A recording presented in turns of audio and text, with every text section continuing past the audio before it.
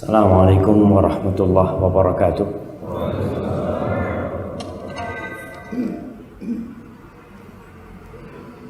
Alhamdulillah. Allahumma bika asbahna wa bika amsayna wa bika nahya wa bika namutu wa ilaikan nusyur. Ya Allah, segala puji bagimu. Kita bisa hidup di pagi hari ini karena Allah Jalla Jalaluh. Kita bisa hadir di tempat ini karena Allah, dan tiada satupun nikmat yang dirasakan oleh kita atau dirasakan oleh makhluk-makhluk Allah di muka bumi ini melainkan nikmat itu dari Allah, dan kelak kita akan kembali kepada Allah. Allahumma salli wa sallim wa zid wa barik wa an'im ala abdika wa rasulika habibina wa sayyidina Muhammad.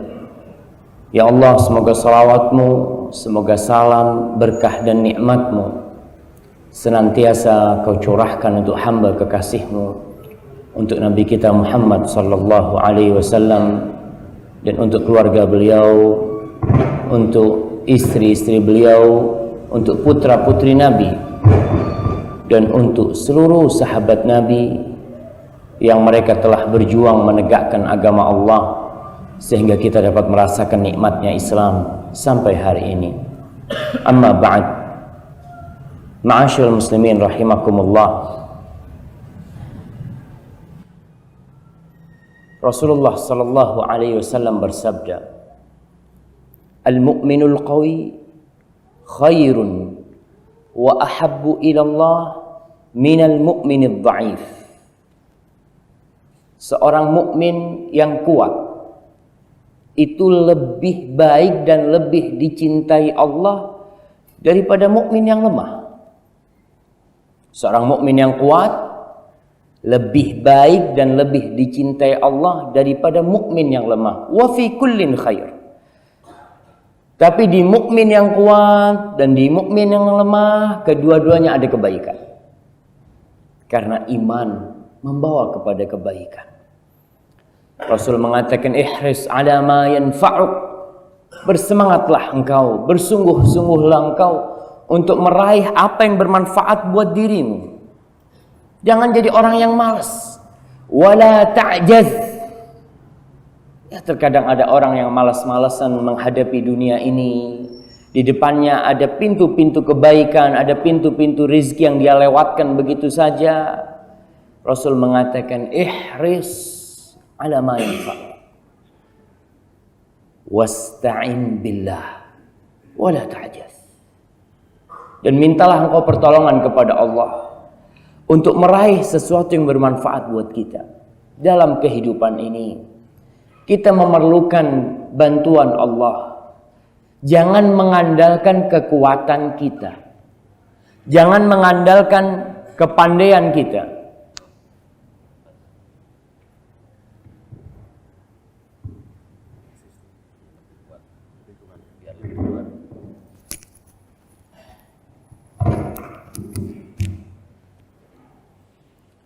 Dalam meraih hal-hal yang bermanfaat dalam kehidupan ini, kita memerlukan bantuan Allah. Dan kita sudah berikrar dalam setiap sholat kita mengatakan, iyyaka na'bud wa iyyaka nasta'in. Ya Allah, hanya kepadamu kami mengabdi, hanya kepadamu kami beribadah, dan hanya kepadamu kami meminta pertolongan. Di dalam hadis Ibn Abbas radhiyallahu taala anhu, Rasul sallallahu alaihi wasallam mengatakan kepada beliau, "Idza sa'alta fas'alillah wa idza ista'anta fasta'in billah." Kalau kau ingin memohon, memohonlah kepada Allah. Subhanallah. Ini bocah kecil yang belum dewasa. Rasul mengajarkan kepada dia agar dia benar-benar menjadi bocah yang kuat dengan Allah Subhanahu wa ta'ala. Kalau mau minta, minta sama Allah. Kalau perlu bantuan, minta bantuan kepada Allah Subhanahu wa ta'ala. Karena memang la haula wala quwwata illa billah. Lalu Rasul sallallahu alaihi wasallam mengatakan kepada kita, fa in asabaka syai', kalau kau ditimpa sesuatu. Karena terkadang tajrir riyahu bima la tashtahis sufu. Terkadang angin itu bertiup tidak sesuai dengan keinginan nelayan. Kita ingin menuju ke arah barat. Kita ingin mencapai kesuksesan, tapi di tengah jalan kesuksesan yang kita harapkan sirna. Bagaimana posisi kita ketika mendapatkan hal itu? Beliau mengatakan, kalau kau ditimpa sesuatu, fala taqul law anni fa'altu kadza kana kadza wa kadza. Ketika musibah datang menimpa, jangan pernah kau mengatakan, andai kata aku berbuat seperti ini, andai kata aku tidak taruh modal di sana, andai kata aku menurut perkataan fulan, andai kata nggak ada gunanya. Udah, yang sudah terjadi. Nabi SAW mengatakan kepada kita, walakin qul qadarullahi wa ma syaa fa'al. Tapi katakan ini sudah takdir Allah dan Allah melakukan apa yang Dia kehendaki. Selesai. Kenapa? Fa inna law tafta amal syaitan. Ucapan lau, ucapan andai kata untuk sesuatu yang masa lalu itu membuka amalan syaitan. Membuat kita putus asa, membuat kita seakan-akan tidak percaya dengan takdir Allah Subhanahu wa taala. Maka kita harus kuat dalam menghadapi semua yang terjadi, karena memang dunia ini darul ibtila. Dunia ini tempatnya ujian.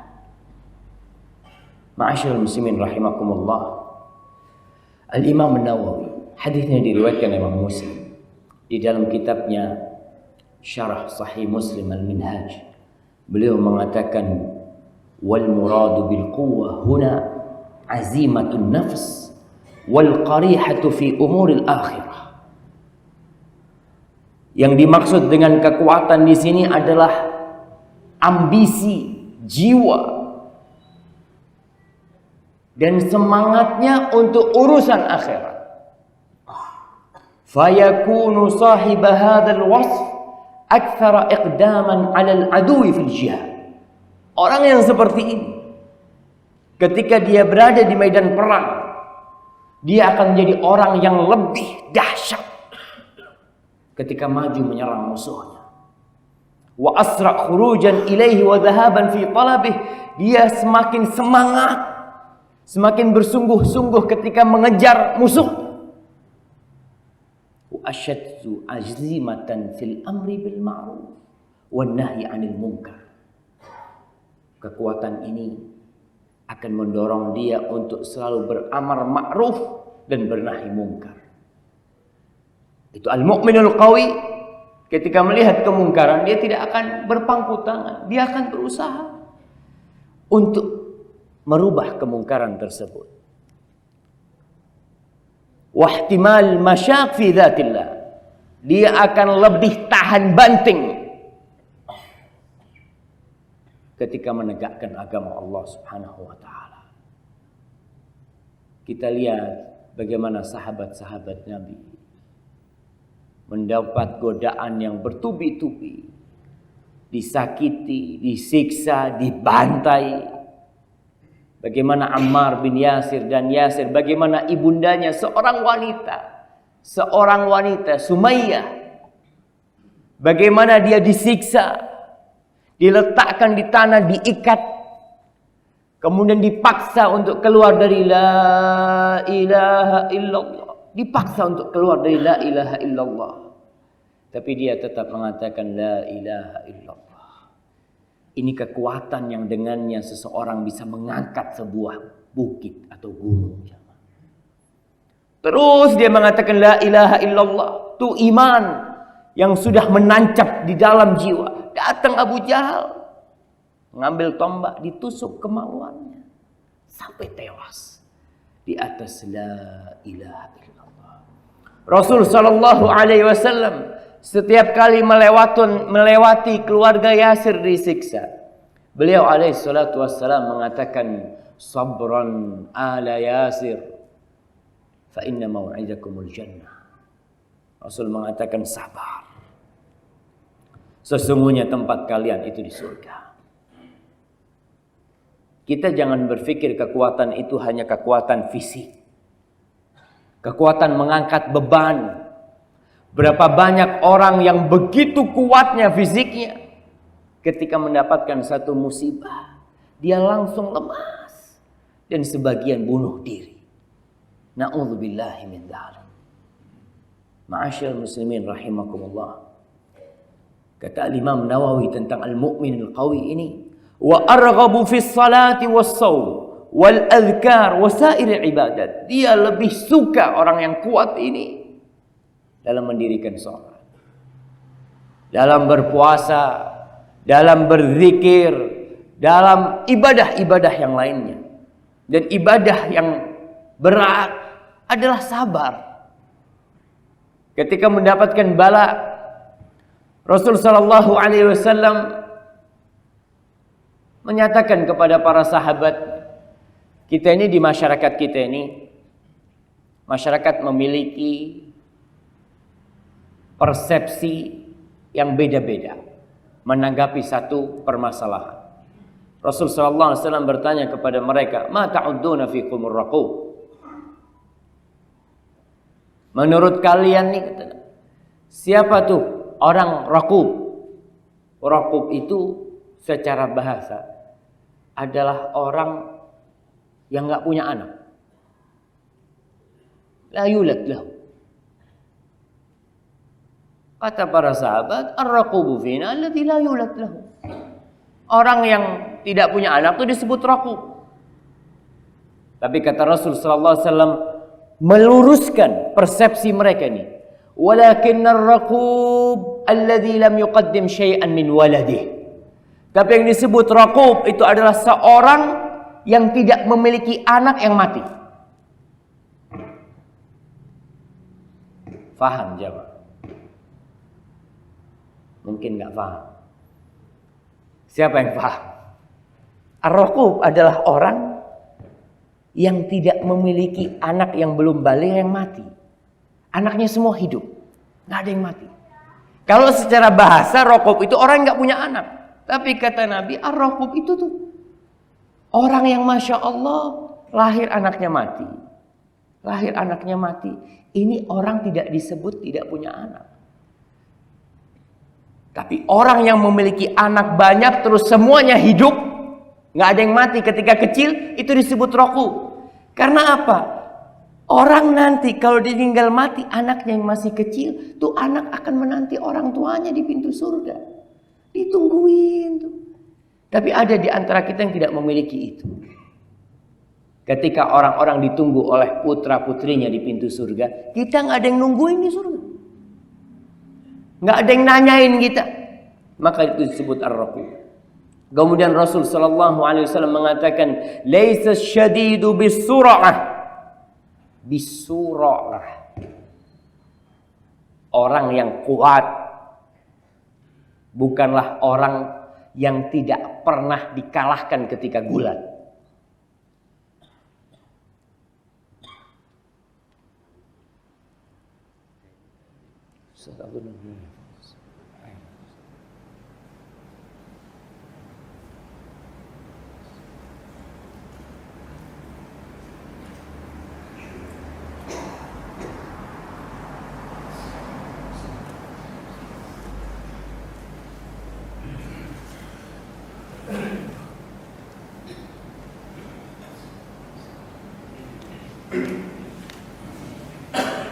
Kita ini kalau memandang orang yang muda adalah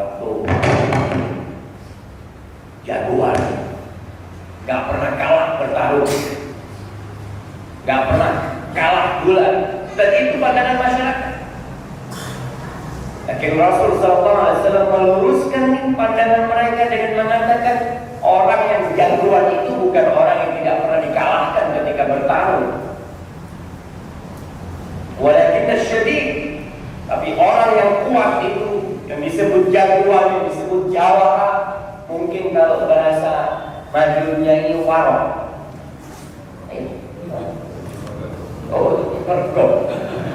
Nah, orang yang Masya Allah, tapi orang yang Masya Allah, yang kuat, yang perkasa adalah orang alladzi yamliku nafsahu indal ghadab, yang dia bisa menguasai dirinya ketika marah.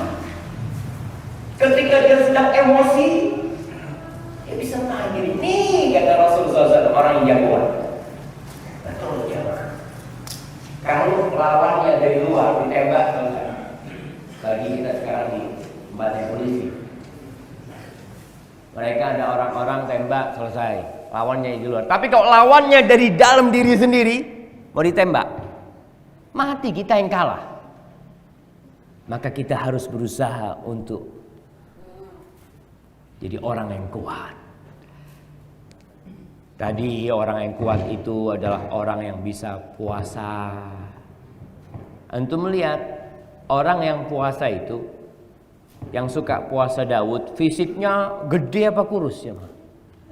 Biasanya kurus. Tapi itu lebih kuat daripada orang yang Masya Allah makannya 5 kali sehari. Tapi ini yang kuat. Kemudian sholat. Orang-orang sehat dengar azan gak ke masjid. Padahal badannya Masya Allah, dia mau lari ke masjid bolak-balik mungkin 100 kali, kuat. Tapi gak bisa ke masjid. Datang tuh orang-orang yang kurus-kurus datang ke masjid. Masya Allah, ini orang yang kuat nih. Karena dia bisa datang ke rumah Allah ketika orang-orang yang sehat tidak berangkat ke rumah Allah Subhanahu wa taala. Arghab fil ibadah wal azkar. Dia suka berzikir. Ingat jamaah, ciri ahlus sunnah wal jamaah itu suka berzikir. Kita ini terkadang zikirnya kurang, tapi ilmunya banyak. Insyaallah saat ana hafalan hadisnya banyak, hafalan Qur'annya banyak, tapi zikirnya sedikit Ustaz. Masya Allah. Zikirnya harus yang banyak, karena Allah mengatakan wadhkurullaha dzikran katsira. Berzikirlah kepada Allah yang banyak kalian. Maka akan menjadi seorang mukmin yang kuat. Kemudian wa ansyat talaban laha wa muhafazatan 'alaiha wa nahwi dzalik. Dia bisa terus continue beribadah, itu mukmin yang kuat. Tapi kekuatan ini tidak menafikan kekuatan fisik. Mukmin harus kuat fisiknya juga. Kita lihat kisah Nabi Musa alaihissalam. Tuh kalau antum mau ngawinkan anaknya, salah satunya cari yang kuat. Nabi Musa alaihissalam ketika beliau melarikan diri dari Fir'aun, dari Mesir sampai ke Madyan. Walamma wara'a ma'a Madyan wajada alaihi ummatan minan nasi yasqun. Ketika sampai ke Madyan, Nabi Musa melihat orang-orang lagi ngasih minum ternak mereka. Wa wajada min dunihim imra'atain tadhudan. Melihat orang-orang laki yang lagi ngasih minum itu, di balik mereka itu ada 2 orang wanita yang dia berusaha untuk menghalau ternaknya, tidak minum duluan. Kita lihat di sini bahwasanya seorang wanita itu boleh bekerja kalau memang dia harus bekerja. Ini anaknya 2 wanita ini. Qala ma khatbukuma? Nabi Musa tanya kepada 2 wanita ini, ada apa kalian nih?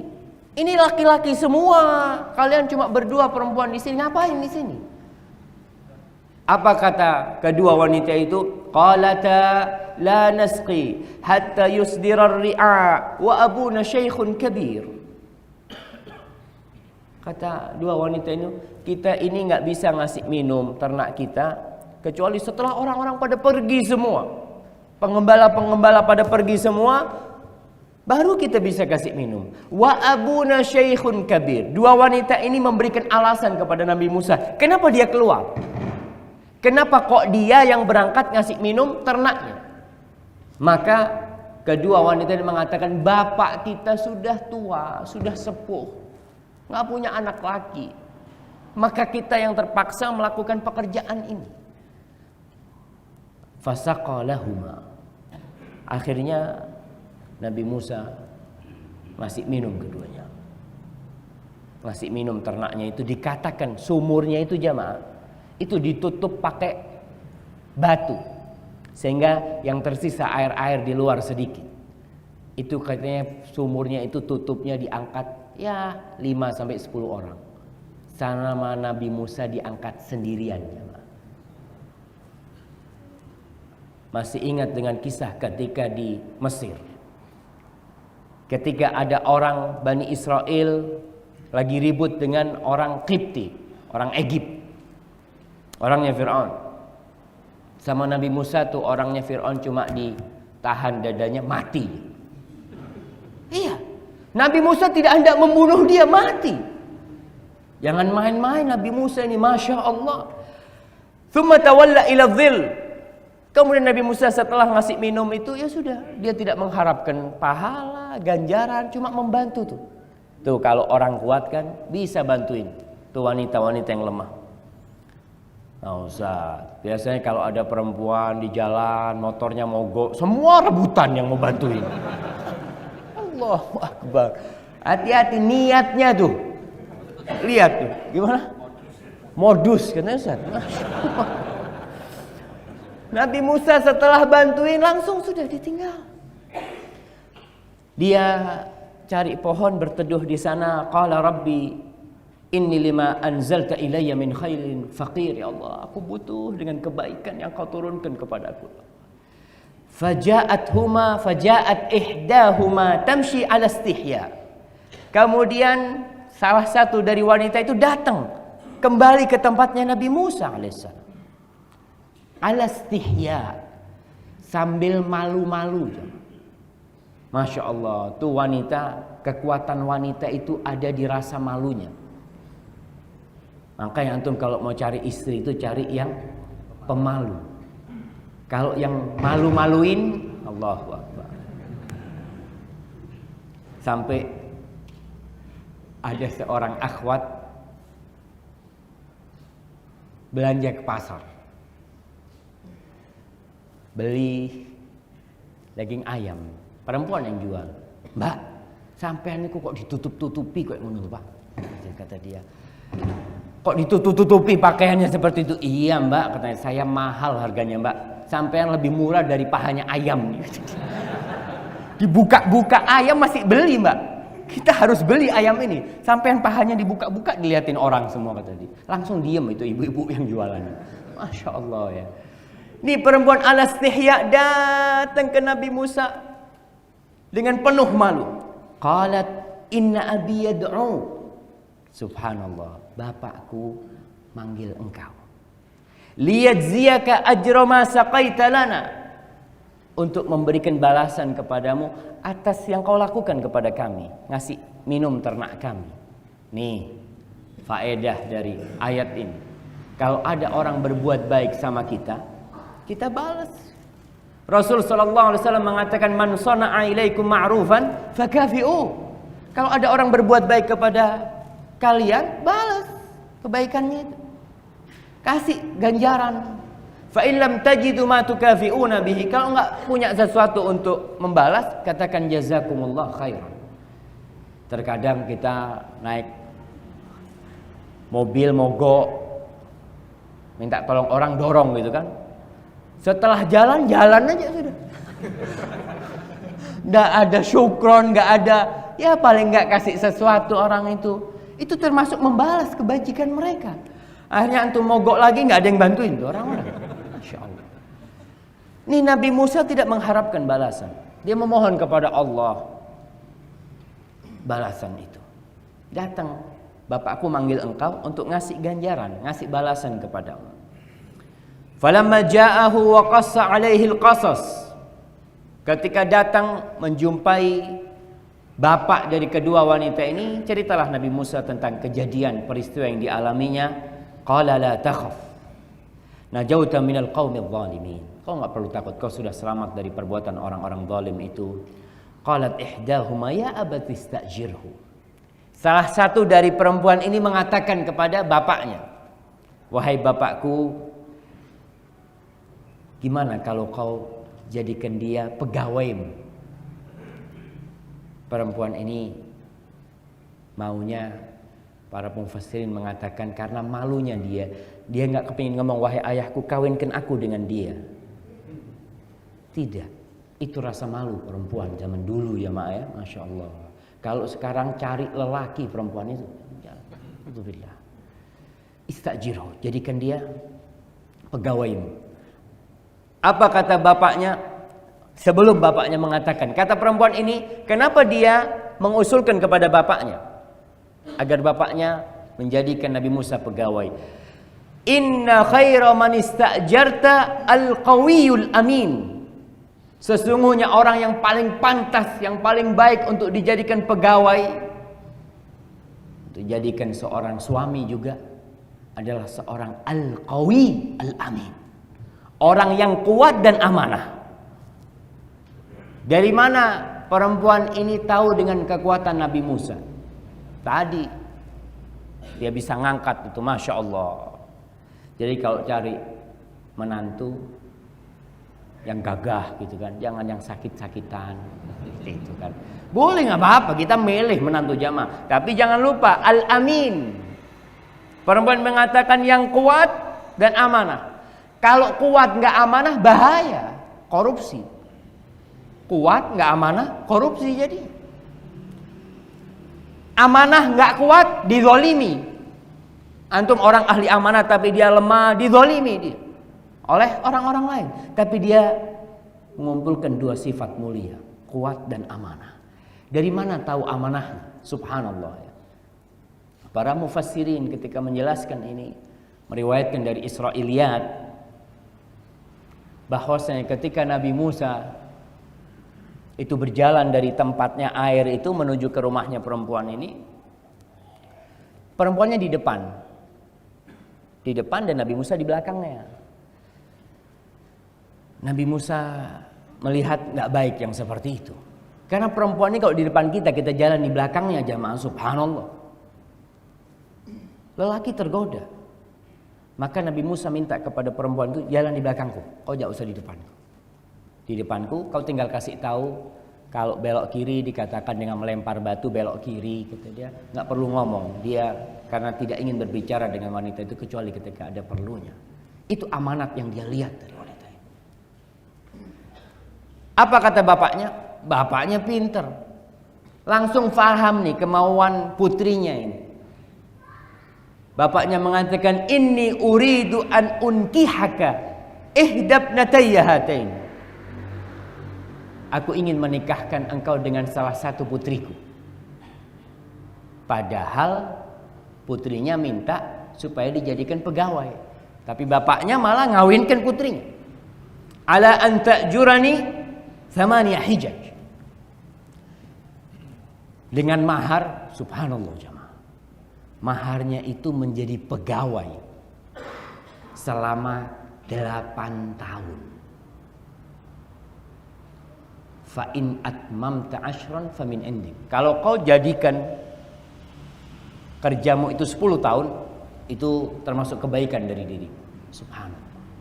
Jadi kita kawin cuma bayar 1 juta, 2 juta, itu murah jamaah. Gimana antum kalau jadi pegawai 10 tahun?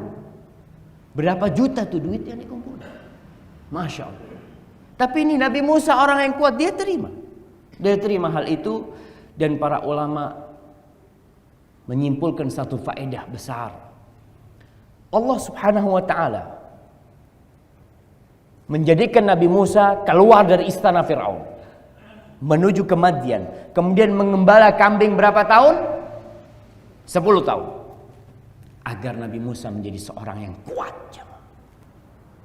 Tadi kekuatan di keimanan, kekuatan di kesabarannya, Karena ketika berada di istana Fir'aun, ya sudah namanya di istana, dia akan dimanjakan dengan segala yang dia inginkan dia dapatkan. Ya. Kita lihat bagaimana Nabi Musa ketika berada di sana, ketika dia ribut sama orang dari Egypt itu, ditahan langsung mati. Sisa-sisa kehidupan di istana itu harus dihilangkan. Dicuci 10 tahun mengembalakan kambing. Lalu muncul Nabi Musa sebagai sosok seorang nabi yang paling sabar. Masuk ulul azmi minar rusul. Bayangkan Nabi Muhammad SAW ketika disakiti salah seorang yang di masa Rasul SAW, beliau mengatakan, laqad udhiya Musa bi akthar min hadza fasabar. Nabi Musa sudah digodain, sudah diganggu sama kaumnya lebih dahsyat daripada aku, dan Nabi Musa bersabar. Antum lihat kesabaran Nabi Musa setelah 10 tahun ngembala kambing. Semua nabi itu ngembala kambing agar dia menjadi sosok yang kuat. Jadi kalau antum mau kuat, ya kalau ada orang-orang yang suka marah ya, kadangkala emosinya nggak terkandi, itu ngembala kambing. Istrinya mungkin lihat suaminya pemarah, bismillah, bilang, mas mulai besok mas habis asar ngembala kambing. Apa? Belikan kambing 20 ekor gitu kan. Itu melatih, bener loh jamaah. Melatih kesabaran seseorang. Bagaimana Nabi Musa setelah 10 tahun diangkat menjadi nabi yang penuh dengan kesabaran. Karena Nabi Musa ini menghadapi kaum yang na'udzubillah min syarri. Menghadapi Bani Israel yang mereka itu bandel dan suka menyakiti. Bayangkan mereka ngomong bahwasanya Nabi Musa ini dulu di masanya Bani Israel itu orang mandi laki sama laki nggak apa-apa. Laki sama laki mandi bareng saling melihat auratnya itu biasa. Tapi di syariat Islam nggak boleh. La yanzurur rajulu ila auratir rajul, itu syariatnya Nabi Musa. Tapi dalam syariat kita lelaki tidak boleh melihat aurat lelaki. Walaupun kita lihat di masyarakat kita ya, di banyak pesantren, ya Allah kesian. Saya melihat di beberapa pesantren, bukan di sini, nggak tahu yang di sini, di Bondowoso, di Jember itu tempat mandinya itu bak panjang gitu ya. Semuanya itu kayak tuyul mungkin ya Pak.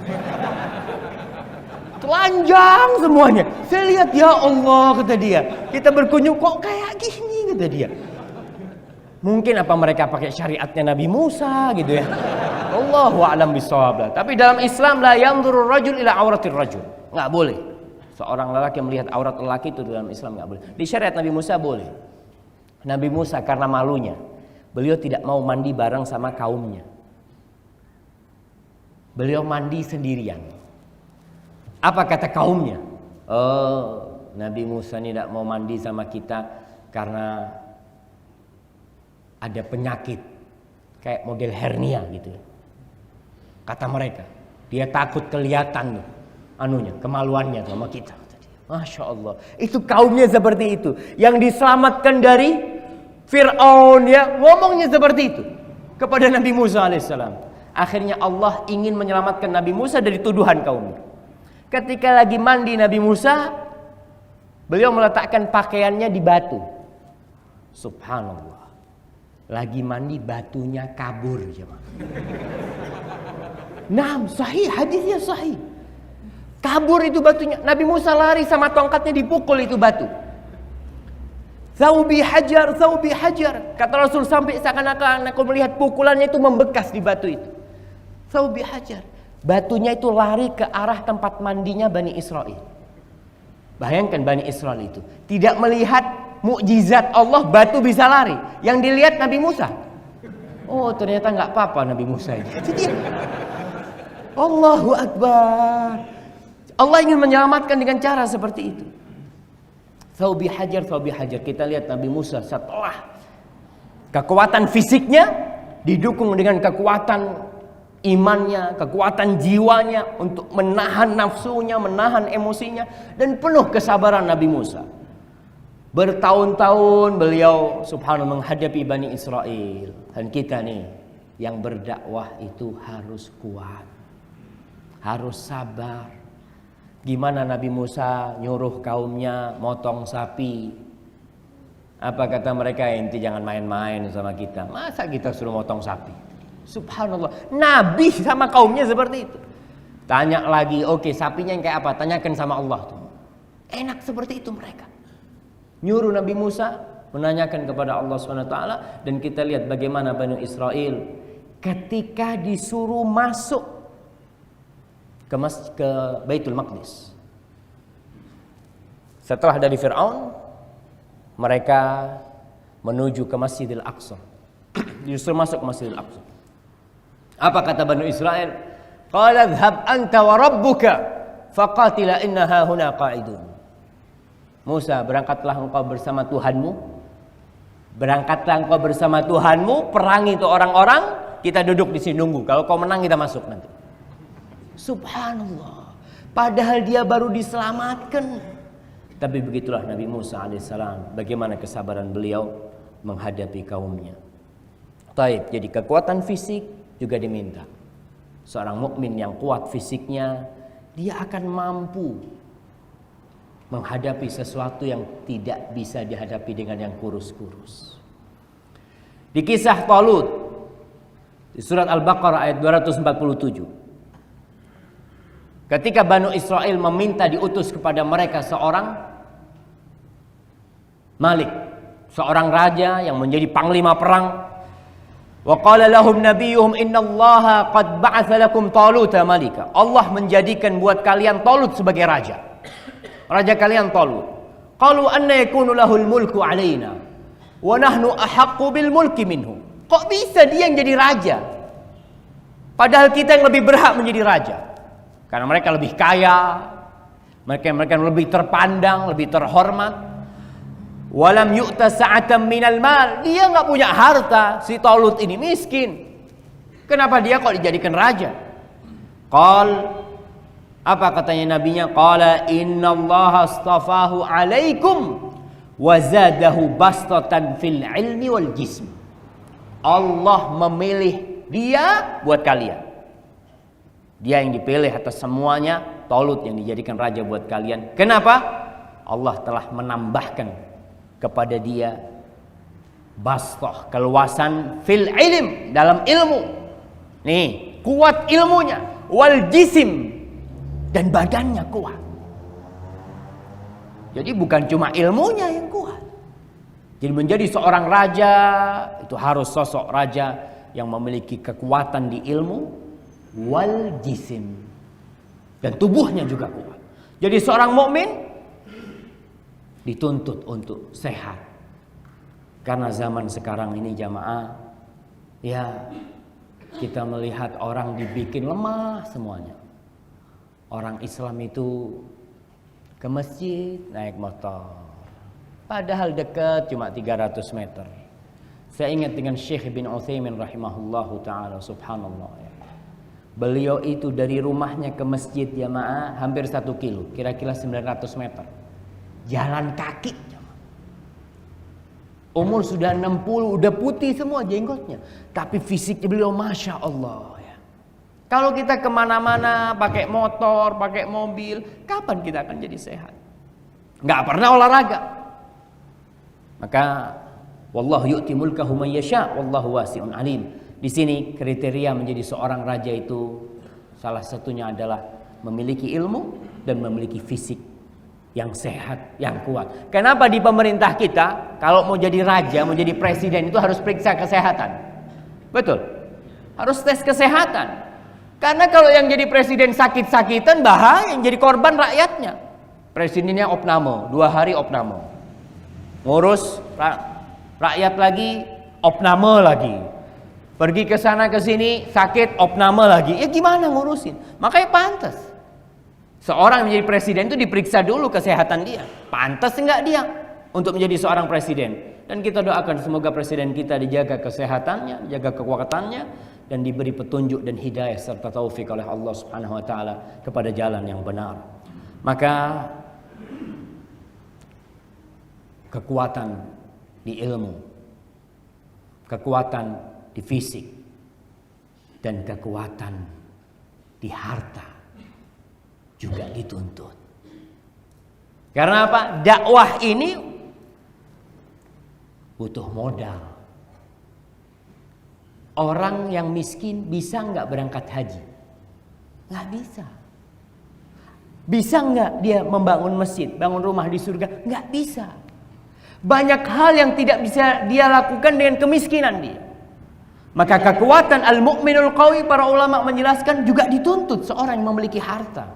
Seorang mukmin untuk menjadi kaya, tapi ingat, kaya untuk akhirat. Karena kalau antum kaya untuk dunia, antum lemah. Jadi ada orang yang mengejar dunia, tapi ada orang yang dikejar dunia. Orang kalau dikejar dunia itu nggak bisa berhenti dia. Terus dia lari. Padahal inti berhenti. Nggak bisa, karena di belakang dunianya ngejar dia. Terus harta itu akan datang kepada dia, jemaah. Maka sekali lagi, dalam urusan harta dituntut seorang mukmin itu menjadi yang kuat dalam urusan harta. Rasul sallallahu alaihi wasallam ketika datang orang-orang miskin, beliau sedih melihat mereka. Beliau diam ya di wajah Nabi itu, ya Allah. Rasul menyuruh sahabatnya untuk bersedekah. Datang seorang Ansor membawa duit di kantong itu sampai tangannya susah ngangkat duit itu. Ditaruh di depan Rasul sallallahu alaihi wasallam. Hadza fi sabilillah. Rasul sallallahu alaihi wasallam langsung berseri-seri wajahnya. Beliau lalu mengatakan, man sanna fil islami sunnatan hasanah. Sahabat semua langsung berbondong-bondong. Karena apa? Ini kekuatan. Rasul ketika mau berjihad, ketika perang Ghazwatul Asirah, perang Tabuk, Nabi nggak punya harta. Kemudian Rasul sallallahu alaihi wasallam menyuruh kepada sahabatnya, yang nggak punya bekal nggak usah ikut, nggak boleh ikut. Datang sahabat-sahabat, dia mengatakan, ya Rasulullah, kita mau berangkat. Apa kata Rasul sallallahu alaihi wasallam? La ajidu ma ahmilukum alaih. Aku nggak bisa bawa kalian. Nggak ada kendaraan. Pada musim panas, jarak perjalanan antara kota Madinah ke Tabuk itu 700 km. Maka mereka yang lemah nggak boleh ikut sama Rasul sallallahu alaihi wasallam. Tawallau wa a'yunuhum tafidu minad dam'i hazanan an la yajidu ma yunfiqun. Mereka pulang menangis, meneteskan air mata karena nggak bisa berangkat bersama Rasul sallallahu alaihi wasallam. Nggak punya nafkah untuk berangkat. Karena butuh modal berangkat ke sana. Tapi itu niat mereka. Kekuatan iman kita bicarakan, tetap yang utama kekuatan iman. Pulang dari Tabuk, Rasul sallallahu alaihi wasallam mengatakan, inna fil madinati rijalan ma sirtum masiran wala qata'tum wadiyan illa kanu ma'akum. Kata Rasul kepada para sahabatnya, di kota Madinah tuh ada lelaki-lelaki. Tidak ada satu jengkal pun yang kalian lewati. Tidak ada satu lembah pun yang kalian lewatin, kecuali mereka mendapatkan pahala seperti kalian. Para sahabat bingung yang ikut perang itu. Wahum fil Madinah. Rasulullah, mereka di Madinah nggak ikut sama kita nih. Wahum fil Madinah, dan mereka di Madinah. Habasahumul uzur. Mereka nggak bisa berangkat karena uzur. Tapi ingat, kekuatannya tetap kekuatan iman yang utama. Kekuatan harta dituntut. Seorang mukmin yang banyak hartanya, insya Allah bermanfaat buat umat, daripada mukmin yang dia lemah. Dan Rasul sallallahu alaihi wasallam mengatakan, al yadul ulya khairun minal yadis sufla. Tangan yang di atas lebih baik daripada tangan yang di bawah. Jangan antum berpikir, Ustaz, anak kalau ngambil sedekah itu dari atas, Ustaz.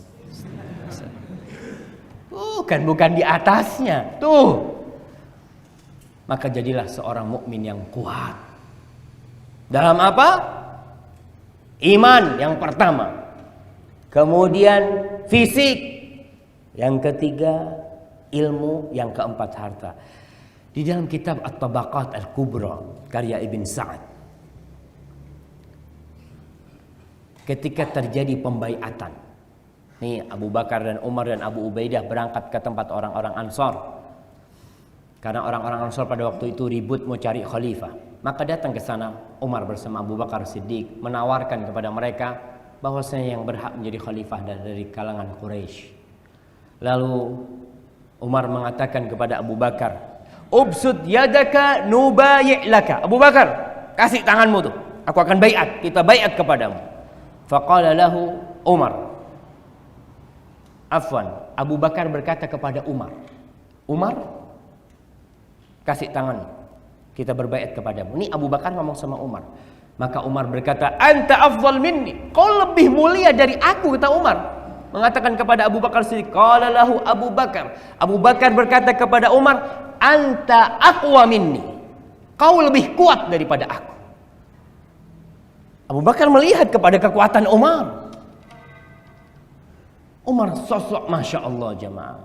Bukan cuma kuat fisiknya jamaah, kuat imannya. Umar bin Khattab radhiyallahu ta'ala anhu, yang kata Rasul sallallahu alaihi wasallam, idza salaka Umar fajjan, salaka syaitanu fajjan ghaira fajji Umar. Kalau Umar itu lewat jalan jamaah, lewat di gang gitu ya, terus ada setan, Umar nggak bisa ngelihat setan.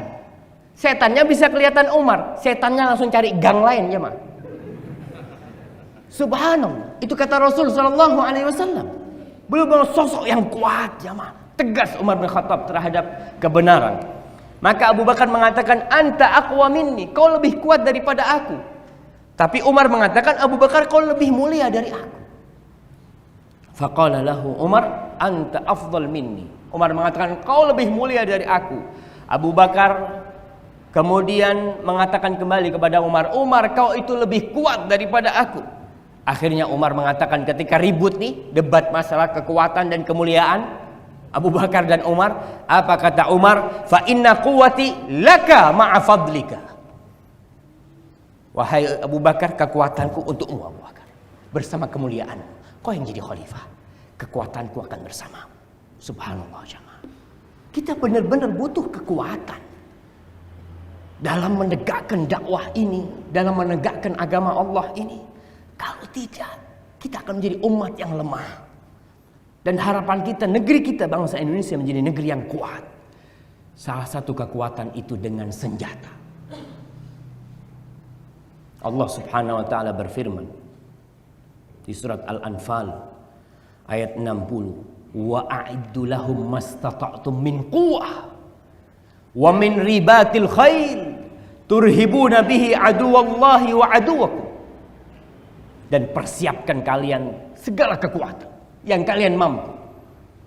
Kita lihat orang-orang barat umpamanya, orang-orang ya Amerika, Rusia di sana, mereka menjadi gudangnya pembikin senjata. Mereka tukang bikin senjata. Kita cuma beli. Subhanallah. Di Jember itu kita pasang parabola untuk nembak ya. Untuk nembak, kita ada studio mini di sana untuk nembak. Itu ada satu alatnya jamaah yang bikin cuma Israel jamaah. Cuma Israel yang bikin. Bayangkan. Jadi apa yang ditebarkan itu dia tahu semuanya. Dan belinya nggak bisa langsung ke Israel, harus beli ke Cina dulu. Cina beli ke Israel, Indonesia ini jadi belinya Cina, Cinanya beli ke Israel, kemudian kita beli. Seperti itu sistem mereka. Punya kekuatan mereka. Dan memang akhirnya kita dimata-matain oleh mereka. Bagaimana kata negeri kita ini disadap oleh Australia, oleh mana? Memang kita harus kuat. Alhamdulillah negeri kita mempersiapkan dengan tentaranya ya. Tapi tetap senjata itu penting. Indonesia punya pabrik senjata. Punya. Alhamdulillah. Bikin apa? Hah? Bikin senapan doang. Masya Allah. Yang mereka sudah bukan bikin senapan mereka. Satu tembak. Sekali tembak keluar 10. Kita sekali tembak 1 masih yang keluar. Allahu Akbar. Subhanallah. Ya kita harapkan negeri kita menjadi negeri yang kuat. Dengan belinya senjata-senjata perang itu memang penting. Karena kita harus mempersiapkan. Turhibu nabihi aduwallahu wa aduwakum. Dengan senjata itu, subhanallah, orang akan takut, musuh-musuh akan takut. Ada seorang tukang jual rumput bawa senapan angin. Saya tanya sama dia, buat nembak apa, Mas? Kata dia. Enggak Ustaz, enggak nembak apa-apa Ustaz. Cuma buat nakut-nakutin. Iya. Itu tembak angin itu kata dia Ustaz, kalau kita punya senapan angin ini Ustaz, itu anak-anak enggak berani mencuri. Karena tahu yang punya kebun ini punya senapan. Senapan angin. Gimana kalau punya senjata yang lebih besar dari itu? Maling enggak berani Ustaz. Betul, turhibu nabihi aduwallahi wa aduwakum. Antum lihatlah ketika seorang mukmin yang gagah perkasa ya, jalan gitu kan, preman itu langsung minggir. Ketika antum lewat, langsung minggir, nggak perlu nantang mereka. Tapi coba kalau kurus-kurus lewat preman, ini nih kata dia, ditunggu antum di sana. Maka kekuatan itu penting. Kita harapkan negeri kita menjadi negeri yang kuat nantinya, dengan memiliki tentara-tentara yang kuat. Seorang syekh ditanya, ketika ada seorang mahasiswa yang mau kuliah, dia orangnya Masya Allah, orangnya agamis. Kata Syekh, ana suruh dia bertanya, Syekh, ana pilih kuliah syariah atau kuliah askariyah? Ana masuk kuliah syariah atau ana masuk ketentaraan? Kata Syekh, itu masuk ketentaraan. Karena kita butuh tentara-tentara yang agamis. Kita butuh tentara-tentara ente nanti kalau bisa membuat ya penemuan-penemuan untuk negeri ini, untuk Saudi ketika itu diarahkan seperti itu. Karena kita membutuhkan kekuatan. Tapi ingat, kekuatan yang pertama di keimanan. Selain kita di persenjataan kita, ya mudah-mudahan kita menjadi orang-orang yang kuat. Ma'asyiral muslimin rahimakumullah. Maka Rasul sallallahu alaihi wasallam mengajarkan kepada kita untuk berolahraga. Untuk berenang, ya, untuk latihan memanah. Tapi sekarang masa latihan memanah jamaah? Hah? Latihan nembak. Latihan nembak. Di Indonesia ini ada yang namanya perbakin ya, perbakin, masuk ke perbakin. Di sana orang belajar di sana. Rasul SAW mengatakan ala innal quwwatar rami. Kekuatan itu adalah dipanah, dulunya dipanah karena dia paling jauh yang bisa mengalahkan musuh. Tapi ingat, jangan main-main antum, bikin kelompok sendiri, belajar tembak-tembakan, teroris jadinya nanti. Kita masuk ke yang sudah disediakan dengan pemerintah kita, dan ada wacana di negeri ini, semoga bisa dijalankan nanti, wacana wajib militer. Betul? Pernah dengar Bapak-bapak? Ada wacana itu ditawarkan dan masih mungkin digodok oleh DPR nanti tentang wacana wajib militer, karena perlu orang-orang ini kuat semuanya. Olahraga, berenang, bismillah. Dan tadi kalau naik kendaraan, Rasul sallallahu alaihi wasallam juga naik kendaraan. Tapi kendaraannya itu apa? Onta, keledai, kuda ya. Ketika jalan jamaah, itu lemaknya semua bisa habis jamaah. Goyang terus dia seperti itu. Kita mau naik mobil yang nggak goyang. Takut lemaknya habis. Kalau bisa, kalau ada jeglongan itu tetap. Subhanallah.